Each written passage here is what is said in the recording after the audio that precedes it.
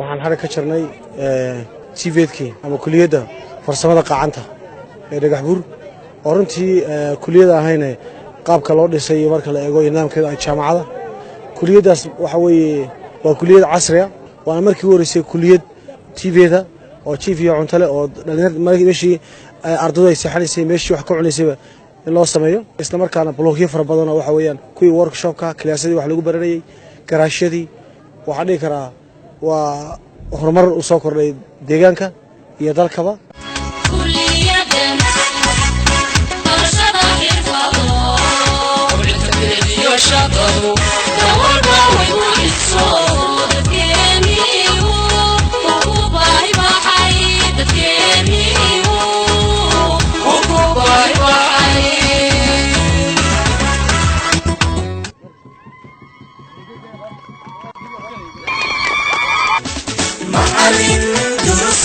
Batida Dr. Wayan Isbigu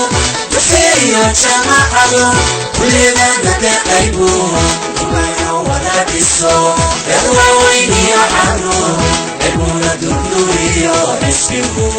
Shani Megatawe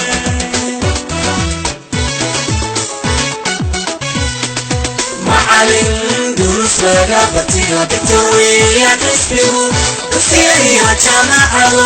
kulida naka qaybo